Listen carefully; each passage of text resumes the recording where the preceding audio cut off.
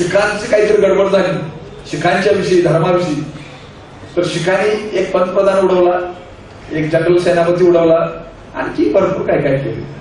तमिळनाडूचं काहीतरी गडबड झाली, त्यांनी एक पंतप्रधान उडवला, आणखी काय काय झालं. इतरांनी असंच काय काय चालू असतं प्रत्येक वेळा. नक्षलवादी तर काय काय किती मारत असतात. माझा आर्ग्युमेंट असा आहे, आम्ही जे संशोधन काढलेले पण त्याच्या आधीच 1920 पासून जरी आपण धरलं, 1920 ते 80 वर्षे आणि आत्ताची 14 वर्ष, 94 वर्ष, 94 वर्षात आपण एखादा ब्राह्मण मारला, एखादा मंदिर उडवलं, एखादा शंकराचार्य उडवला, एखादा मिनिस्टर उडवला, असं कधी घडलं का? नाही घडलं. फक्त मनुस्मृती झाली हे बरोबर आहे, पण हे बाकीचं काय केलेलं नाही. माणूस हिंसा केलेली नाही आणि आमची चळवळ तरी सक्सेस झालेली आहे. हे कम्युनिस्ट आम्हाला रक्तपाताची दिशा दाखवत आहे. तर ते काय आहे, तर त्याचा गांभीर्याने आपण विचार केला पाहिजे. त्या मार्गाला आपण जाऊ नये आणि त्याचा तो मार्ग टाळला पाहिजे. तर हे एवढं बोललं तरी मला वाटतंय याच्यावर पुरेसं आहे. आणि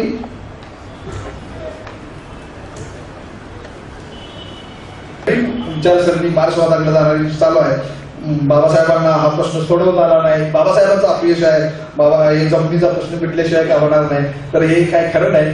जमिनीचं राष्ट्रीयकरण हे सगळ्या भ्रामक गोष्टी आहेत आणि या मार्गाने जाऊ नये. जाती निर्मूलन जर व्हायचं असेल तर बाबासाहेबांच्या विचारानं आणि त्यांनी दाखवलेल्या मार्गानं आणि पुन्हा बुद्धाच्या भाषेत सांगायचं तर मी जे इथं सांगतो तर ते म्हणून नाही, तर तुम्ही अभ्यास करा, तुम्ही पहा पुस्तकं काढून, तुम्ही विचार करा. हे जे आम्ही ठरवलेलं आहे 5 विषय: राष्ट्रवाद, लोकशाही, जाती निर्मूलन, बुद्ध धर्म आणि समाजवाद. हे एकमेकाशी फार निगडीत आहेत त्यांच्या आणि यांच्या मार्गानेच आपण गेलं पाहिजे. याच्यापेक्षा वेगळा विचार कराल तर मग हानिकारक होईल. ही मार्क्सवादी, साम्यवादी किंवा नक्षलवादी मंडळी तर महाराष्ट्रात नेटवर्क उभा करतात आणि कोल्हापुरात आपण बघतो आपलेच मुलं तिथं गुलामासारखी काम करतात. त्यांना काही डोक्याचा वगैरे भाग नाही. अगदी गुलाम आणि तसे नवे गुलाम ते झालेले आहेत तिकडे. पूर्वी हिंदूंचे होते, आता कम्युनिझमचे गुलाम झालेले आहेत आणि ते केवळ आता गाणी म्हणतात, पोस्टर आणि गाणी, ते काय कलापथक वगैरे डप वाजवणे आणि ते वाजवायचं वगैरे कधीच बंद केलं पाहिजे, लावणी वगैरे म्हणणं. तर हे नाटक आहेत आणि हे ह्या लोकांना काम आणि भाषण आणि धोरण ते ठरवतात आणि आपली मुलं ते काम करतात. तर हे पोस्टर चिटकवण्याचं वगैरे आणि रस्त्यात कलापथक करण्याचं, तर हे जे गुलामीची काम आहेत ती बंद केली पाहिजे, विचार केला पाहिजे. आम्ही म्हणतो म्हणून करू नका, ते वाचा आणि कुणी कुठेतरी बुद्धी घाण टाकून जर तुम्ही केलं तर ते अवघड होईल. संबोधिनीचं कार्य जे आहे ते हेच आहे की तुम्हाला जागृत करणं. ऐकायचं नाही हा तुमचा प्रश्न आहे, तुम्हाला फ्रीडम आहे. तुम्ही जर म्हटलं की मी गुलाम राहणार, ठीक आहे, काय प्रॉब्लेम नाही, पण पुन्हा तक्रार करायची नाही की मी गुलाम राहिलो म्हणून. तर हे असं आहे. संबोधिनीचं कार्य जे आहे तर ते आपल्या समोर आता 2-3 दिवसात आलेलं आहे. आणखी भरपूर गोष्टी सांगण्यासारख्या आहेत पण वेळ भरपूर झालेला आहे आणि मी इथंच थांबतो. जय भीम, जय भीम. म्हणूनच संबोधनीच्या माध्यमातून आपण हे कार्य अवलंबिलेलं आहे. या तरुणांना आणि चळवळीतील सर्वांनाच बाबासाहेबांचं समग्र ज्ञान मिळावं हाच संबोधनीचा उद्देश आहे. या कार्यक्रमाचे प्रमुख वक्ते प्राध्यापक डॉक्टर गिरीश मोरे सर यांना आपले विचार व्यक्त करावे अशी मी त्यांना विनंती करतो.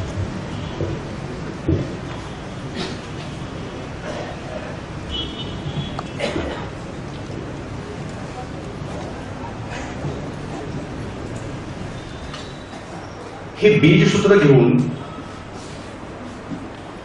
जी व्याख्यानमाला आयोजित केलेली आहे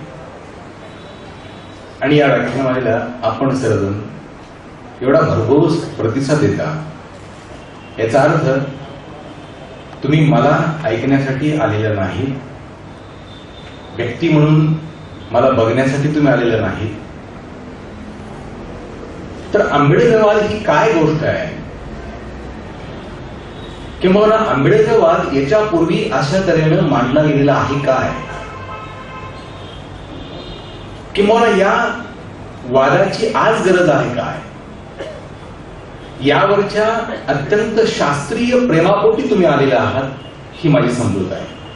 ती शास्त्रीय प्रेमापोटी असं म्हणते मी, भावनिक प्रेमापोटी मी म्हणत नाही. या संबोधनीचे संस्थापक, संचालक आदरणीय विनय सर, अरबी कोसंबी सर, राहुल आणि आपण सर्वजण आपल्या सर्वांचा उल्लेख नामोनिशी करता येतो म्हणजे, परंतु नाव न घेता आपल्याविषयी अत्यंत आदराची भावना व्यक्त करतो आणि मी माझ्या विवेचनाकडे वळतो. डॉक्टर बाबासाहेब आंबेडकर आणि जाती निर्मूलन हा आजच्या व्याख्यानाचा विषय आहे. खरं तर हा व्याख्यानाचा विषय नाही असं मला वाटतं, कारण तो एक आंबेडकरवादाचा पैलू आहे. जाती निर्मूलन हा आंबेडकरवादाचा एक पैलू आहे. इतर अनेक पैलूंपैकी हा एक पैलू आहे ज्याला आंबेडकरवाद मांडायचा आहे किंवा समजून घ्यायचा आहे. अशा कुठल्याही विचारवंतांना, अभ्यासकांना, विद्यार्थ्यांनी, नागरिकांनी बाबासाहेब आंबेडकरांचं जात निर्मूलन विषयक विचार समजून घेतले पाहिजे. म्हणजे आंबेडकरवाद हा जर तुम्हाला समजून घ्यायचा असेल तर बाबासाहेबांचं जाती निर्मूलन विषयक विचार समजूनच घेतले पाहिजे. आणि भारताच्या पार्श्वभूमीवर तर ती अत्यंत आवश्यक गोष्ट आहे.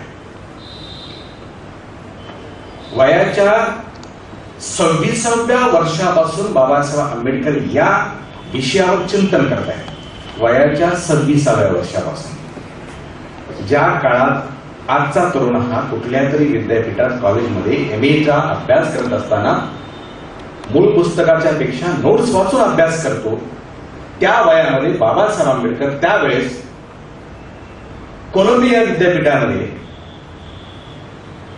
मानववंशशास्त्र परिषदेमध्ये अत्यंत रोखठोकपणे शास्त्रीय स्वरूपात जाती विवेचचं विवेचन करतात, जाती व्यवस्थेचं विवेचन करतात. काय त्या विषयाचं नाव होतं? जाती, त्यांची घडण, उत्पत्ती आणि प्रसार. 26व्या वर्षी बाबासाहेब आंबेडकरांनी अत्यंत शास्त्रीय स्वरूपात याविषयीचं चिंतन मांडलेलं आहे. म्हणजे 1916 पासून ते 1956 पर्यंत बाबासाहेब आंबेडकर या विचाराने कार्यरत झालेले आहेत, कृतिशील झालेले आहेत. 1916 पासून ते 1956 पर्यंत म्हणजे महापरिनिर्वाण दिनापर्यंत बाबासाहेब आंबेडकर या विषयावर अत्यंत गांभीर्यानं विचार करतायत आणि भारतासाठी विचार करतायत. स्वतःच्या जातीसाठी विचार करत नव्हते, तर भारतासाठी म्हणून ते विचार करत होते. म्हणून हा विचार अत्यंत महत्वाचा आहे असंही मला वाटतं.